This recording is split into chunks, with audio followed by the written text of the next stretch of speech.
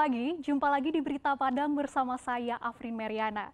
Sejumlah berita aktual dan menarik akan kami sajikan untuk Anda. Berikut 3 berita utama pagi ini.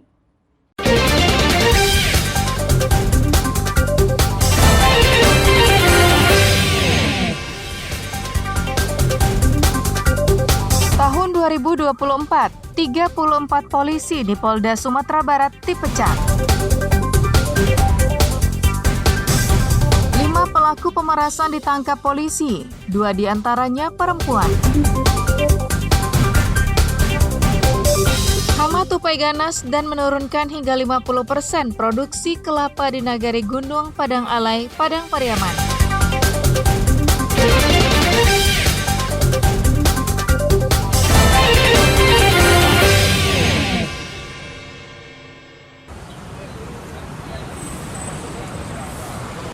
Sepanjang tahun 2024, sebanyak 34 personel Polda Sumbar diberhentikan tidak dengan hormat atau PTDH. 1 di antaranya adalah AKP Dadang Iskandar, mantan Kabak Ops Polres Solo Selatan, yang menembak rekan kerjanya AKP Rianto Ulil Ansar hingga tewas beberapa waktu lalu. Hal itu diungkapkan Kapolda Sumbar, Irjen Suharyono, saat ekspos akhir tahun di Mapolda.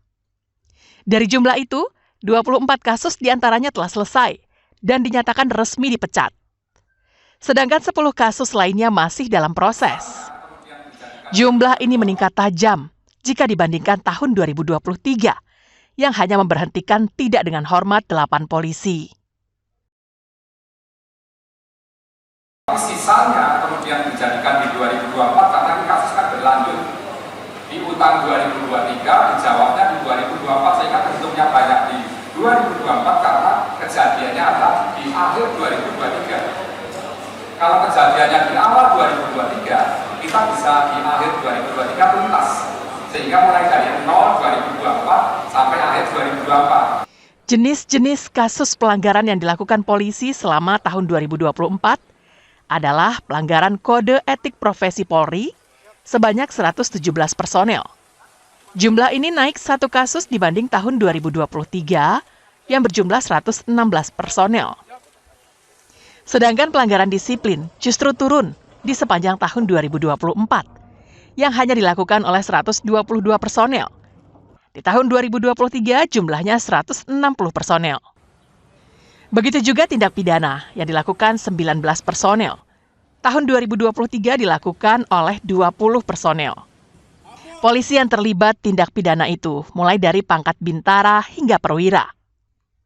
Mirisnya, ada perwira yang dipecat karena LGBT. Robiham melaporkan dari Padang.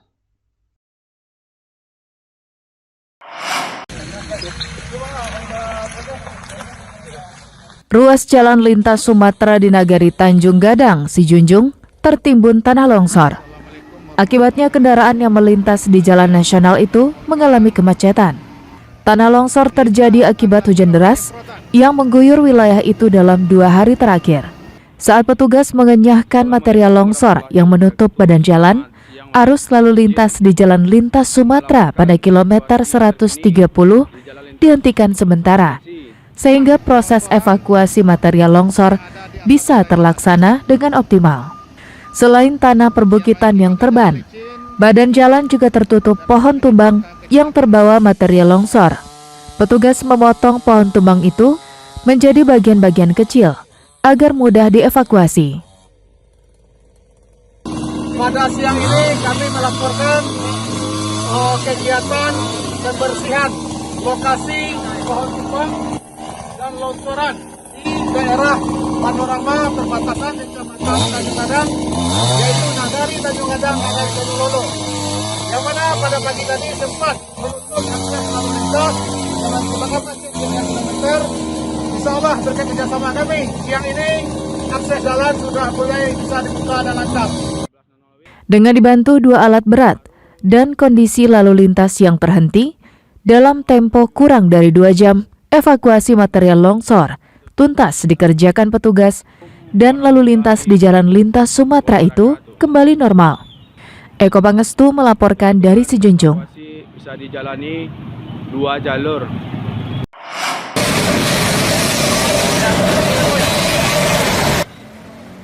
Untuk yang kesekian kalinya, petugas Dinas Pemadam Kebakaran Kota Padang kembali memusnahkan sarang tawon. Kali ini, tawon jenis Vespa yang bersarang di atas sebuah pohon di daerah Andalas, pusat Kota Padang, dimusnahkan petugas dengan cara dibakar. Petugas melakukannya pada malam hari karena tawon tak bisa melihat dengan jelas pada saat gelap. Dengan peralatan yang sederhana, yakni kain yang dililitkan pada sebuah kayu dan diberi minyak tanah dan dibakar, disorongkan petugas ke sarang tersebut. Akibatnya sarang itu jatuh dan tawonnya terbakar. Meski menggunakan alat yang sederhana, petugas tetap mengenakan pakaian yang digunakan saat memadamkan kebakaran.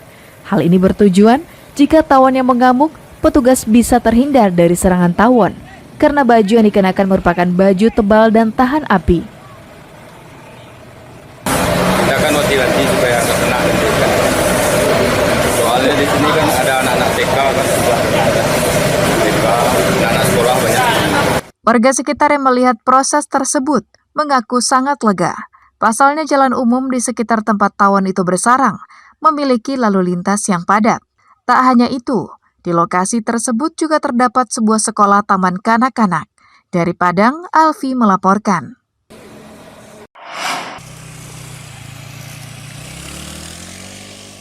Uji coba pemakaian jalan tol Padang Sicincin berakhir tanggal 2 Januari.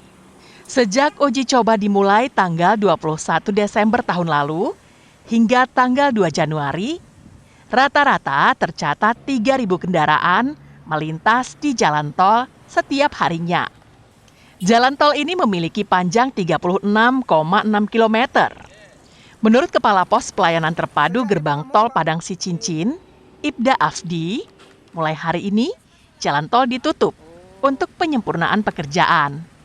Jalan tol baru akan dibuka secara gratis 1 pekan menjelang dan sesudah Lebaran tahun 2025. Namun menjelang Lebaran nanti, ruas jalan tol Padang Sicincin akan dibuka pada 2 arah, yakni dari arah Padang menuju Sicincin maupun sebaliknya.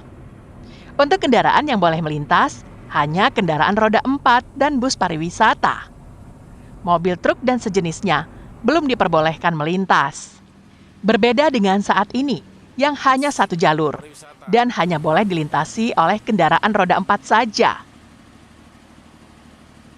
Untuk hari ini terakhir tanggal 2 Januari 2025 untuk melalui tol Padang Sicincin. Hari Lebaran nanti baru dibuka lagi 2 jalur, tetap free dalam pembayaran gerbang tol. H-5 atau H-7 sebelum Lebaran itu akan dibuka lagi informasi dari pihak tol.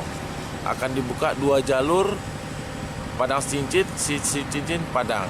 Itu akan dilalui roda 4 pribadi dengan bus pariwisata. Meski diprediksi banyak kendaraan yang akan melewati jalan tol di hari terakhir uji coba ini, namun tidak terlihat petugas patroli jalan raya Ditlantas Polda Sumbar yang memandu ataupun menjaga pintu gerbang tol. Hal ini bertolak belakang dengan pemandangan saat awal uji coba jalan tol. Robiham melaporkan dari Padang.